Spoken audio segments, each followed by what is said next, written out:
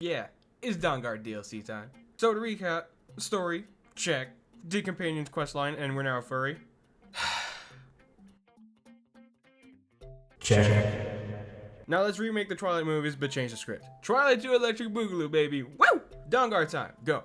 We make our way over to the old fort and chat with this man. His name is Isran, shit. We walk in on him talking to a vigilant of Stendar. These guys hate the Daedra, by the way, partially relevant to the plot. He tells us to go to Dim Hollow Crypt and see what's going on there with all of these vampires.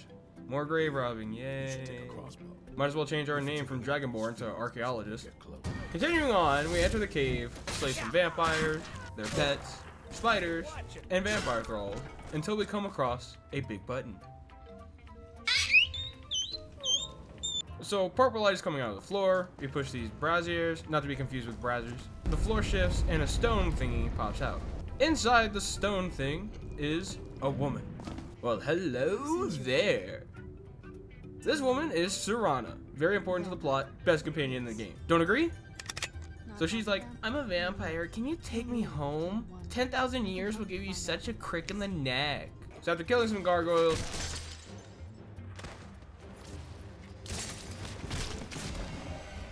and the undead, we make our way over to her house, Castle Volkahar. Maybe she's rich since she lives in a castle. Guess we'll find out. Everybody's like, she's back, Serana is back, oh my god. And her dad's like, my daughter, but more importantly, the Elder Scroll. With that in mind, we can already tell that Serana has daddy issues. Gentlemen, take notes. Harkon, this guy, cocks his head over and promptly asks who we are. He explains who he is, and then he offers to give us blood in exchange for giving him his daughter and the Elder Scroll. He tries convincing us with this cool vampire lore transformation, but I'm like, nah, sorry, Team Jacob all the way. I hate vampires. Don't ever show me your gross nips again. Kind of weird. And our guy says, fine, I guess you don't want to marry my daughter then. Wait, I changed my mind. We wake outside, banished from the castle, upset that we will never see Serana again. Or will we? We head back over to Isran to tell him about the Elder Scroll, Serana, and how Harkon showed us his weird vampire nips. Isran asks us to go get 2 VIPs. The first being Serene Gerard. She'll provide us with weapons that we won't use. Second person is Gunmar, Troll Whisperer. Wish he had helped us going up the 1,000 steps though. So we meet up with both, tell them vampires have an Elder Scroll which blows their minds, and they come back over to the fort. Now while we were gone, a vampire showed up wanting to talk with us. Is it Edward? Harkon maybe? No, Serana! Yeah! I mean, Hey. Serana tells us that she wants to read the Elder Scroll, but to do that we need a moth priest. I mean, it's not like we didn't read one on top of a mountain, but whatever, it's cool. Plot and shit. Since I played this DLC plenty before, I already knew where he was. Now, after we free him, we realize that he's actually in control of the vampires, so after roughing him up a bit, the control lifts, and we tell him to go to the fort. At the fort, he reads the scroll, and that's where the meme's from! I can't believe it! Now, from what we read, Ariel's bow is important somehow, vampires suck, and we need 2 more Elder Scrolls. Luckily, we already have one from the main storyline, which saves us yet another headache. So the only one we need is being held by Serana's own mother, Valerica. Serana says, where could she be? She could be anywhere in Skyrim. Well, what if she's specifically in Castle Volkahar, in her lab, trapped in the Soul Cairn, being guarded by 3 keepers who we will kill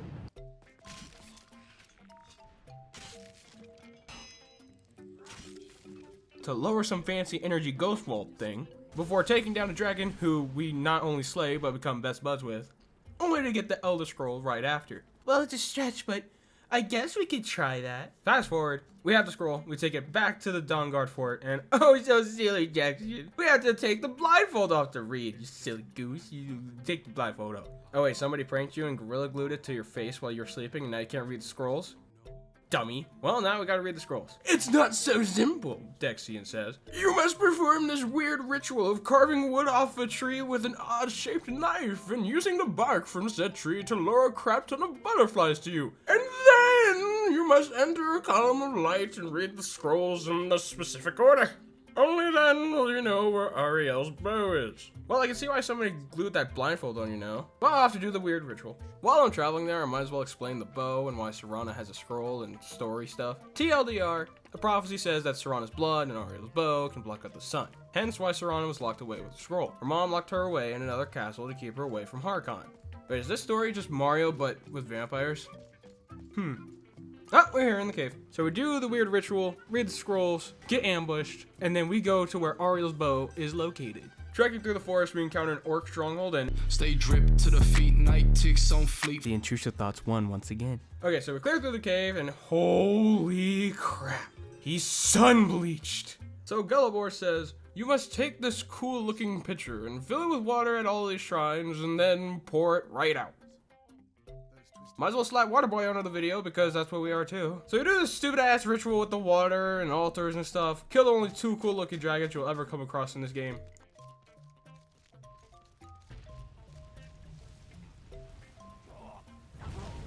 I mean, come on, look at this. It's kind of cool, isn't it? Dive in the water and stuff. I like it. We pour out of the water and enter the sanctum. In the sanctum, we see that somebody left the thermostat on. Oh no! Let's go find it. So we're looking around and it's another sun-bleached elf. This guy is the other guy's brother. He asked us to kill him because he thinks the Falmer did something to him. And now he's like, in case you haven't noticed, you've fallen right into my trap. I've waited years, but it was so worth it. Odd dedication to the bit, but I like it. Little ground shake later, and oh my god, the frozen statues come to life. Spooky. So we fight off a horde of creatures, and he breaks the ice. Quite literally. We meet up with him, and he's like, you fell for my trap! I made up the prophecy. Serana's blood will be mine. And then she picks him up. Holy shit! Gentlemen, I hope you're still taking notes. We kill him. Take his dread and rightfully give it to Serana because it's light armor. And we hate light armor up in this bit. We get Ariel's bow and take it back with us to the fort.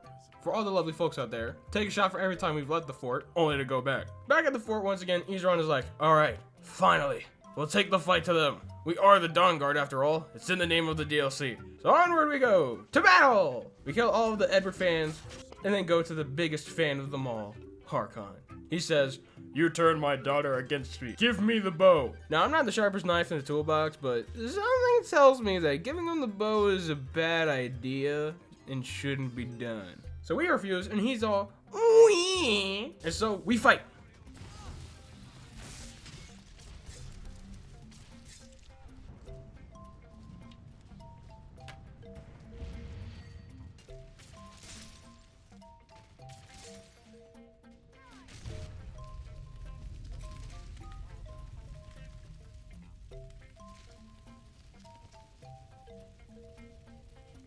The fight's done, we got a cool sword, armor, and one less problem in the world. Dawnguard DLC, done. Woo! Now I think we can all agree, Team Jacob is truly better when you have armored trolls to help you. The valuable life lesson we learned from completing this DLC, if she's emo and has daddy issues, then she's probably a vampire and you'll have to go through this long quest to go kill her father.